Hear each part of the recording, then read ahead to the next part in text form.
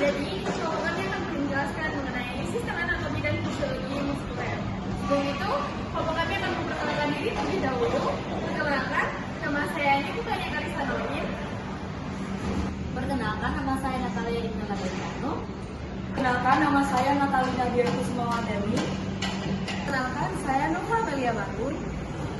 Sekian perkenalan dari kami. Selanjutnya kami akan membahas mengenai sistem muskuler terlebih dahulu.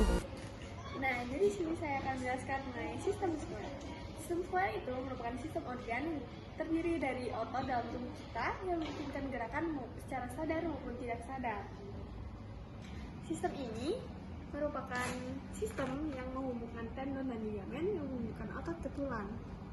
Nah, terdiri dari apa saja sih otot-otot itu? Yang pertama ada otot polos, yang kedua ada otot jantung, yang ketiga ada otot lurik. Selanjutnya kami akan membahas tentang sistem otot. Nah, tadi kan sudah dijelaskan tentang sistem muskuler.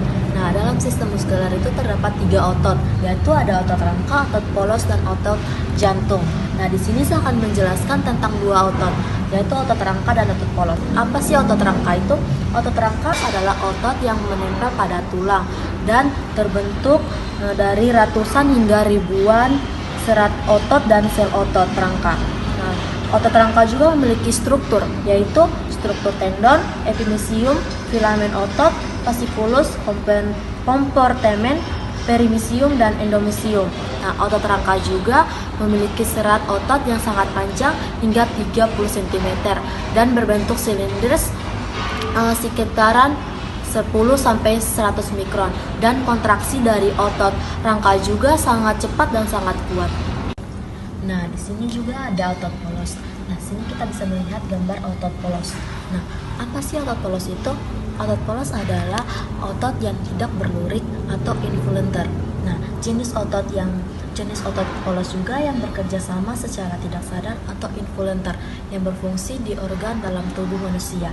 Nah, serta juga memiliki ciri sel berbentuk gelondong dengan satu inti sel yang terletak di tengahnya dan tidak memiliki pola garis-garis atau lurik. Selanjutnya kita bahas mengenai otot jantung yuk. Jadi di sini saya akan membahas tentang otot jantung.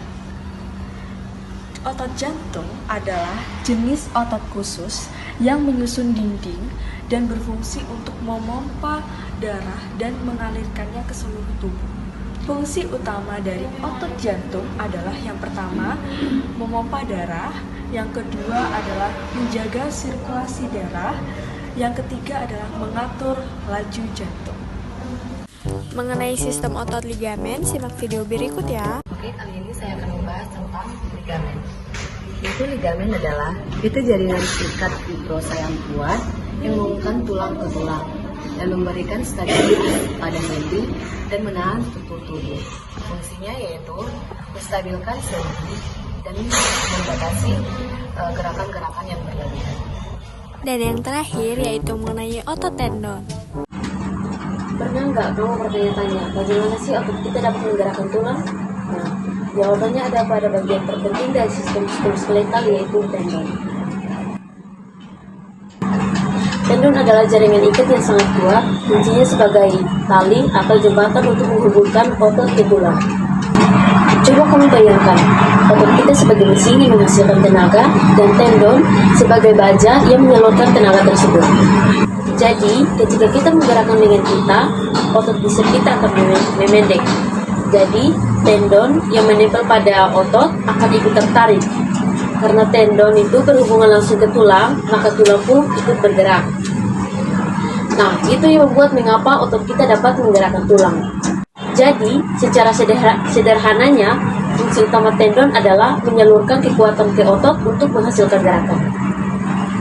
Dan yang terakhir, kita akan membahas mengenai penurunan fungsi sistem muskuler. Tadi sudah membahas tentang sistem muskuler. Di sini saya akan membahas tentang penurunan fungsi sistem muskuler yang menyebabkan kekakuan otot, menyebabkan nyeri, dan tanda inflamasi seperti nyeri tekan. Nah, jika tidak ditangani dengan baik, akan mengakibatkan berkurangnya massa otot dan kelumpuhan. Faktor apa saja sih yang mempengaruhi penurunan fungsi sistem muskuler? Yang pertama adalah faktor usia. Yang kedua adalah perokok aktif. Yang ketiga adalah kekurangan aktivitas fisik. Yang keempat adalah berat badan yang berlebih.